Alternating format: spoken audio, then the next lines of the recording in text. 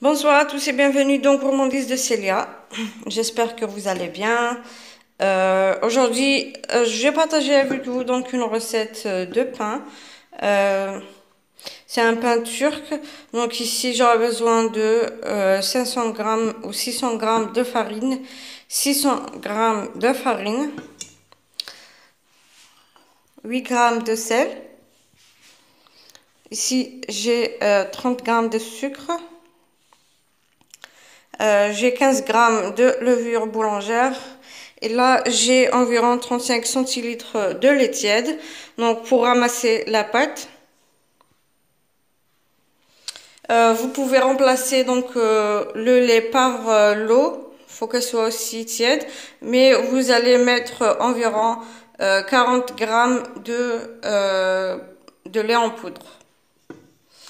Ici, je vais commencer par mettre donc le sucre et la levure.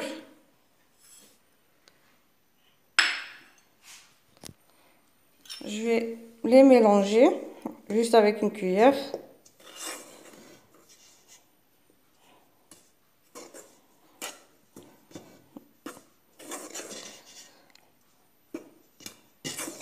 Donc c'est un pain qu'on va faire cuire à la poêle dans un bain d'huile. Bien sûr, lui, il faudra qu'il soit chaud. Là, je vais ajouter le sel. Donc ici, dans cette recette, il n'y a pas de beurre, il n'y a pas il n'y a pas d'huile. Donc je vais mettre mon récipient dans le pétrin.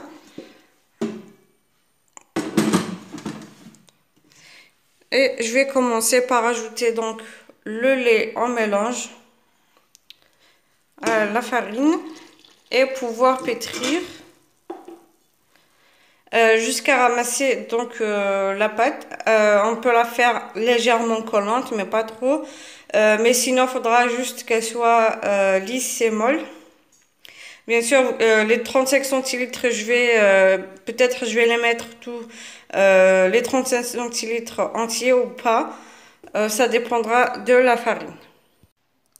Voilà, donc après avoir pétri la pâte, après avoir mis les 35 centilitres de lait tiède, j'ai pu ajouter environ 5 centilitres de lait. Et ça veut dire que c'est 40 centilitres, mais vous, ça dépendra de votre farine. Il y en a celles qui absorbent et celles pas du tout. Il y a celles qui absorbent très rapidement plus que d'autres. Donc, vous faites attention. Voici, donc la mienne n'est pas collante, comme vous voyez ici. Regardez, elle est souple, lisse. Donc là, maintenant, je vais couvrir d'un papier film et laisser reposer, doubler de volume. Et je reviendrai après pour qu'on puisse continuer la suite de la recette. Donc après avoir laissé la pâte se reposer et qu'elle a doublé de volume, je vais dégazer la pâte. Donc là, je vais former des boules. Vous pouvez les faire de la même taille. Si vous voulez, vous prenez donc comme je vous ai dit, vous pouvez prendre la balance et mesurer. Donc moi, je vais faire environ 100 grammes.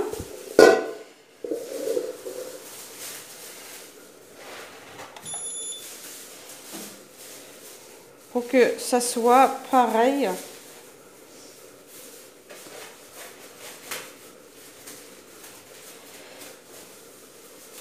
Donc, à chaque fois, il faudra que 107.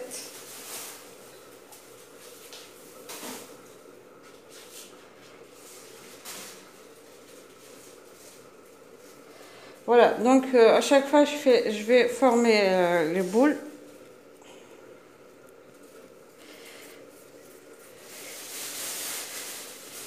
Vous pouvez faire plus, ça dépendra de la taille que vous voulez avoir.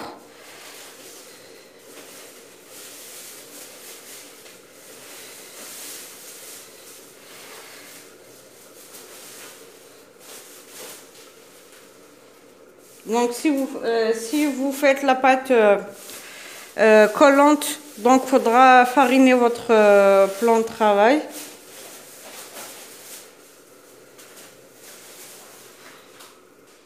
Donc ici après avoir formé les boules, donc chaque boule je vais la mettre enfin juste une face. Je vais mettre un peu de lait comme ça et couvrir de grains de sésame. Voilà, donc faut couvrir de grains de sésame et vous déposez donc sur le plan de travail, et je vais faire pareil pour toutes les autres comme ça et remplir de grains de sésame.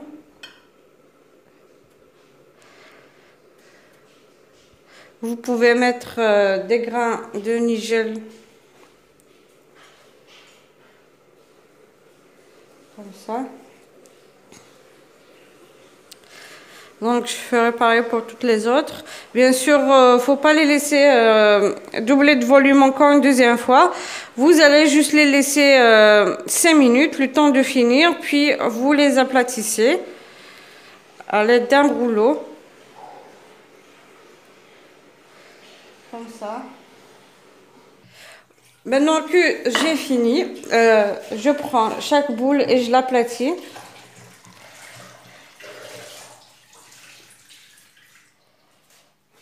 Donc, vous faites la forme que vous voulez. Il faudra l'aplatir vraiment finement.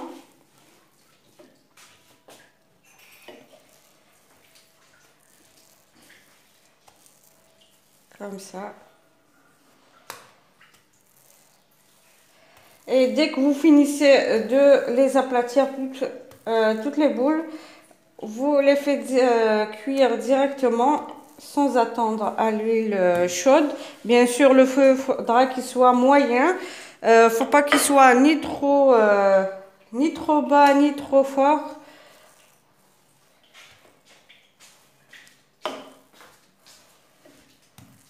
Comme ça.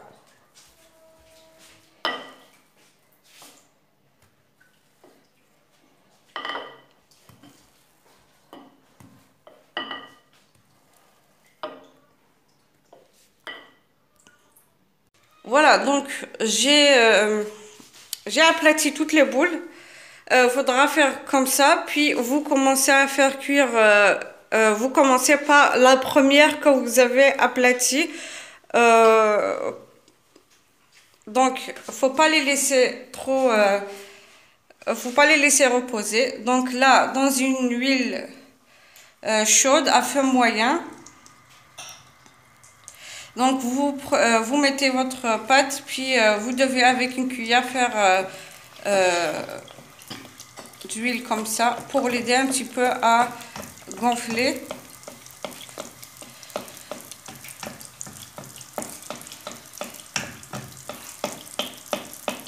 Donc dès que vous voyez que déjà elle a gonflé et qu'elle est cuite par sur le dessus, vous retournez pour faire cuire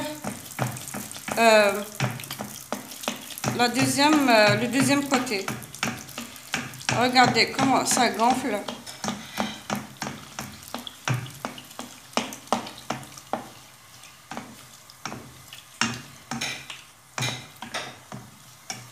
Donc vous continuez jusqu'à faudra que ça soit cuit des deux côtés, et vous mettez soit sur une assiette avec un papier absorbant ou dans une autre ou dans une couscoussière pour que ça puisse égoutter.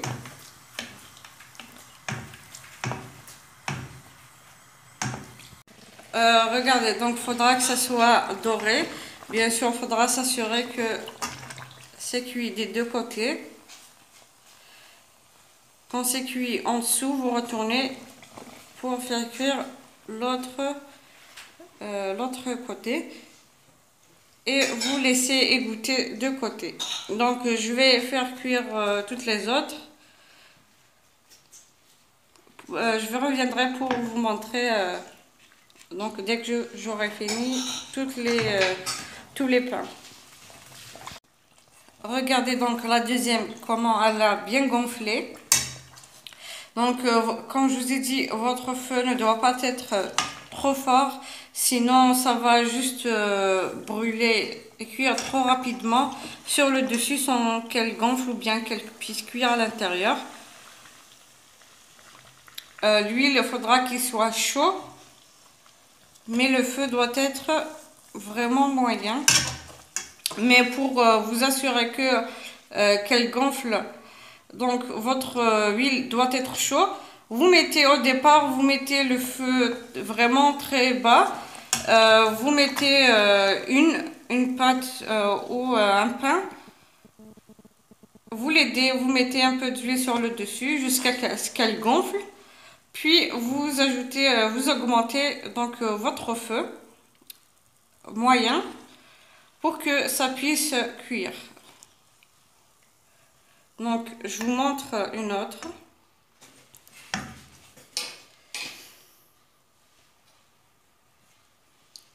Voilà, donc là j'ai le feu moyen, feu doux. Vous aidez votre pain avec une cuillère pour que ça puisse doubler de volume, pour que ça puisse gonfler. Regardez, ça gonfle. Et que dès que vous êtes sûr que c'est bien gonflé, vous pouvez augmenter votre feu moyen pour que ça puisse continuer à cuire correctement. Regardez donc après la cuisson comment ils sont. Regardez, c'est pas du tout trop huileux. C'est bien cuit. Je vous montre donc à l'intérieur comment c'est.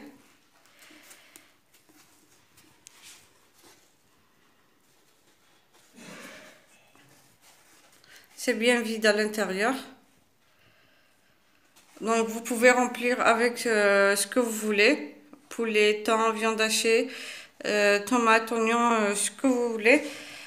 Si vous avez bien aimé donc la recette, n'hésitez pas à liker, partager et abonnez-vous à la chaîne pour recevoir les notifications des prochaines vidéos.